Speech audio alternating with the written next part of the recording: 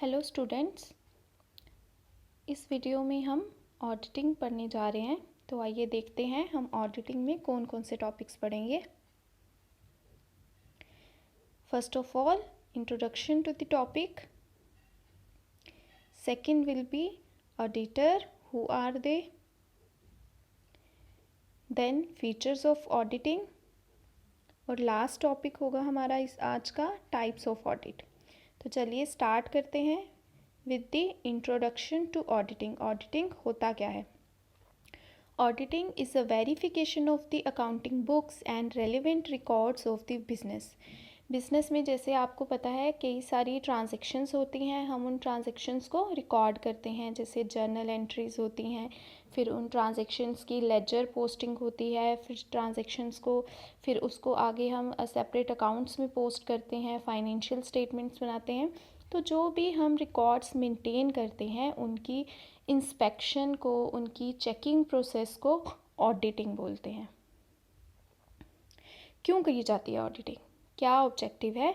तो auditing is done with the objective of detection and prevention of errors and frauds so as to establish the correctness of the accounting statements. तो auditing की जाती है कि जो भी हमारे अकाउंटिंग रिकॉर्ड्स हैं उसमें से एरर डिटेक्ट करने के लिए कोई फ्रॉड तो नहीं हुआ है, किसी तरह का कोई फॉल्ट तो नहीं है, और अगर कोई फॉल्ट या एरर इस तरह का सामने आता है तो हम उसको करेक्ट करते हैं, ताकि एट दी एंड जो हमारी अकाउंटिंग स्टेटमेंट्स हैं या फाइनेंशियल स्टेटमेंट्स हैं वो बिल्कुल एक्यूरेट हो जाए, इसलिए हम ऑडिटिंग करते हैं।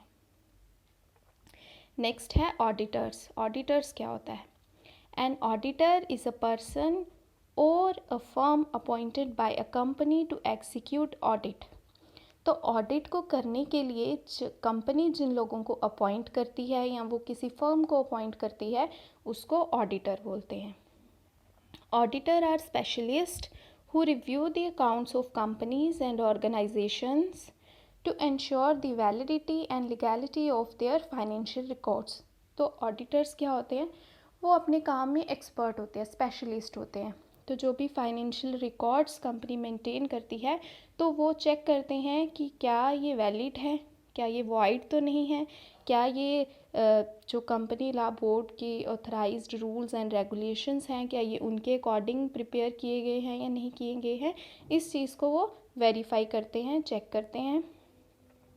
इन addition to examining and preparing financial documentation and written reports, auditor must explain their findings. This include face-to-face meetings with organization managers and individual clients। तो जो ऑडिटर्स होते हैं उन्होंने जो भी काम किया है, जो भी इंस्पेक्शन की है, उसकी उन्हें एक रिपोर्ट बनानी पड़ती है। इस रिपोर्ट बनाने के अलावा उन्होंने जो भी फाइंडिंग्स की है, जो भी फाइंड आउट किया है, अगर कुछ एरर्स या कुछ भी फॉल्ट्स उन्होंने फाइंड आउट किए हैं तो उसकी एक्सप्लेनेशन उन्हें देनी पड़ती है। किन्हें देनी पड़ती है? जिनकी कंपनी की ये रिकॉर्ड्स की ऑडिटिंग ऑडिटर कर रहे हैं, जैसे जो भी कंपनी का ऑनर होगा, ऑर्गेनाइजेशन है, उनको ये ऑडिटर को सारी फाइंडिंग्स की एक्सप्लेनेशन उन्हें देनी पड़ेगी। Next we have features of auditing. तो फर्स्ट है auditing is a systematic examination of books of accounts, records and financial transactions of an enterprise. तो ऑडिटिंग क्या होता है कि इसमें हमारे जो भी अकाउंटिंग रिकॉर्ड्स होती हैं, फाइनेंशियल ट्रांजैक्शंस होती हैं, उनको हम सिस्टमेटिकली इंस्पेक्ट करते हैं या वेरीफाई करते हैं। Audit is conducted by a duly qualified person called auditor who examines the books of accounts. तो ऑडिटिंग कौन परफॉर्म करते हैं? ऑडिटर परफॉर्म करते हैं। Books of accounts and records are examined with a view to detect the errors and frauds so as to establish their accuracy। तो जो भी हमारे अकाउंटिंग रिकॉर्ड्स, फाइनेंशियल स्टेटमेंट्स, जो भी अकाउंट्स होते हैं वो क्यों ऑडिट किए जाते हैं? ताकि हम उनमें से एरर्स, फॉल्ट्स और फ्रॉड्स को डिटेक्ट करके उन्हें एक्यूरेट कर सकें, उन्हें करेक्ट कर सकें। Audit is done with the help of vouchers, documents, information and explanations received from authorities। तो ऑडिटर जो है वो ऑडिट कैसे करता है? जो भी इंफॉर्मेशन कंपनी के बारे में उसे कंपनी पर्सोनल्स या कंपनी अथॉरिटीज़ से मिलती है उसका यूज़ करके वो ऑडिट परफॉर्म करता है। The result of an audit are reported in writing in a format called audit report. और जो ऑडिटिंग का रिज़ल्ट आता है उसको वो एक रिटन फॉर्मेट में रिकॉर्ड करता है, उसको बोलते हैं ऑडिट रिपोर्ट. नेक्स्ट है हमारा types of audit. First type है हमारे पास financial audit. It is an audit of financial accounts and statements of a legal entity with a view to express an audit opinion. तो financial audit क्या होता है? जो भी बिजनेस के फाइनेंशियल रिकॉर्ड्स होते हैं, फाइनेंशियल स्टेटमेंट्स होती हैं, अकाउंट्स होते हैं, उनकी ऑडिटिंग, ताकि उस पर हमें ऑडिट ओपिनियन मिल सके कि ये जो प्रिस्क्राइब्ड रूल्स हैं उनके अकॉर्डिंग बने हैं या नहीं बने हैं, या ये डिफेक्ट फ्री हैं या नहीं हैं. फाइनेंशियल स्टेटमेंट्स क्या होती हैं हमारी? वही जो मॉनेटरी फॉर्म में होती हैं. तो इसमें हम मॉनेटरी रिकॉर्ड्स की वेरिफिकेशन करते हैं. It evaluates whether the companies are stating the truth and whether they are hiding or covering up some aspects. तो ये बताता है, फाइनेंशियल ऑडिट हमें बताता है कि कंपनी ने जो भी अकाउंटिंग इंफॉर्मेशन डिस्प्ले की है, क्या वो बिल्कुल सही है, क्या वो बिल्कुल एक्यूरेट है, या उसमें कुछ चीज़ें उन्होंने छुपा रखी हुई हैं. The primary purpose for financial audit is to give regulators, investors, directors, and managers reasonable assurance that financial statements are accurate and complete.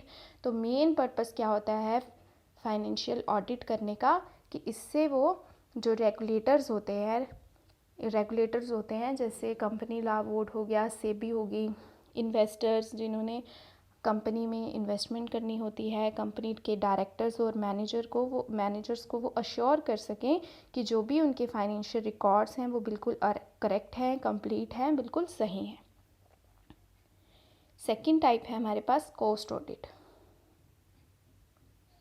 Cost audit is the audit of cost accounts and records of a manufacturing company with the objective to establish that the cost of production has been ascertained in accordance with the laid down methods and procedures. cost audit जो है ये किया जाता है manufacturing companies में. यहाँ पे goods की, प्रोडक्ट्स की मैन्युफैक्चरिंग होती है, तो वो कोस्ट ऑडिट करते हैं. क्यों करते हैं कोस्ट ऑडिट? कि जो उनकी कॉस्ट ऑफ प्रोडक्शन आ रही है उन प्रोडक्ट्स को, गुड्स को प्रोड्यूस करने की, वो देख सकें क्या ये मेथड्स के अकॉर्डिंग, प्रोसीजर्स के अकॉर्डिंग, या जो भी स्टैंडर्ड्स हैं उसके अकॉर्डिंग आ रही है या नहीं आ रही है.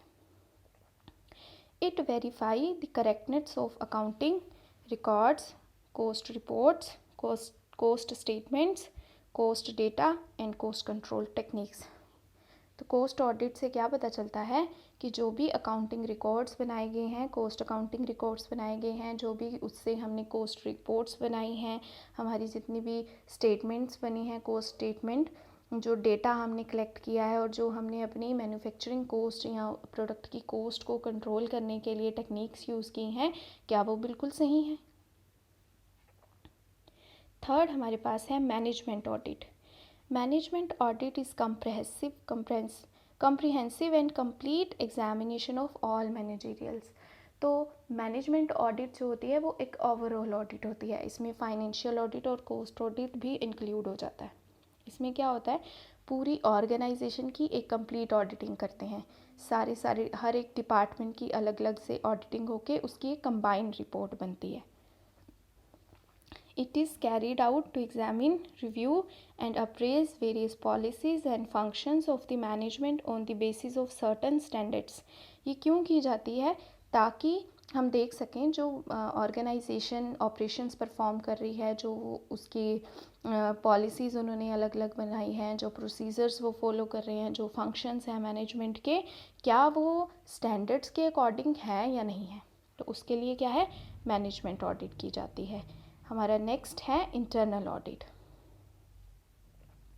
Internal audits refers to the audits done by employees and stakeholders within the organization with a view to evaluate and assess whether the organization is following the internal processes, norms, rules and regulations.